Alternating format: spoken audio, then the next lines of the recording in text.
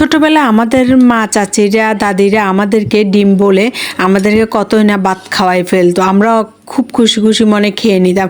এখনকার বাচ্চারা কিন্তু এইভাবে খাবে না, কারণ ওরা হলো আধুনিক, ওদের সাথে আমাদেরকে তাল মিলে চলতে হবে।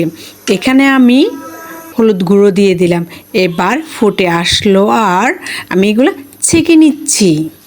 এভাবে করে পানিটা ছেঁকে নেবেন। ছেঁকে নিলে লোট ভাবটাও চলে যাবে এবং কি গলা ধরা ভাবটাও চলে যাবে।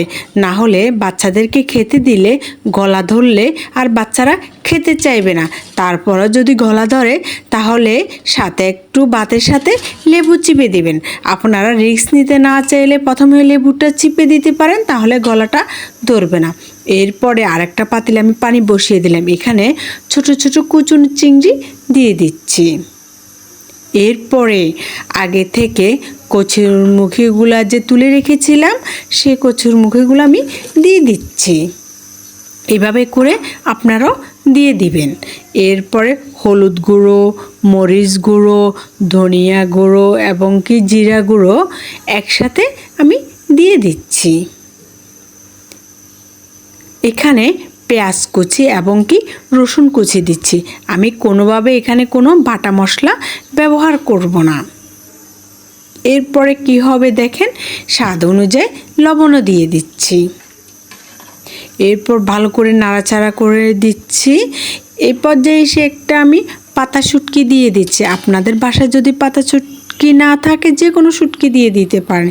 এরপর ঢাকনা দিয়ে 20 মিনিটের জন্য আমি রান্না বসিয়ে দিলাম। রান্নাটা হয়ে আসছে, আমি এর পাকে লবণটাও দেখে নিয়েছি, আপনারাও লবণটা দেখে নেবেন। এরপরে আমি ভালো করে বাগার দিব। বাগারটা দিব আমি সরিষার তেল দিয়ে। কীভাবে বাগার দিচ্ছি সেটাও আপনাদেরকে দেখিয়ে দিচ্ছি। আপনারা ভাববেন না কম সময়ে রান্না হয়েছে বলে, আমারটাও রান্না করতে কম সময় লেগেছে। আসলে আমি যে বলেছি 20 মিনিট পরে আবার দেখাচ্ছি, মাঝে সে 20 মিনিট কখন যে চলে গেল, কারণ আপনাদের সুবিধার্থে যদি আমি এই 20 মিনিট ধরে আপনাদের ভিডিওটা দিয়ে আপনাদের দেখতেও ভালো লাগবে না, আপনারা অধৈর্য হয়ে যাবেন। আর রেসিপি যদি বুঝিয়ে বলাই যায়, সেটা অল্প সময়ের ভিতরে যদি বুঝিয়ে দিতে পারে, আপনাদেরও দেখতে অনেক শান্তি লাগবে, আপনারা পছন্দ করবেন। আর আমার রেসিপিগুলো যদি বুঝতে অসুবিধা না হয় তাহলে আমার চ্যানেলটাকে সাবস্ক্রাইব করুন, লাইক দিন, বেল বাটনটি অল করে দিন আর কমেন্ট করতে ভুলবেন না। এরপরে আমি রসুনটা ব্রাউন কালার হয়ে আসছে আর আমি কচুর মুখিগুলো ঢেলে দিচ্ছি।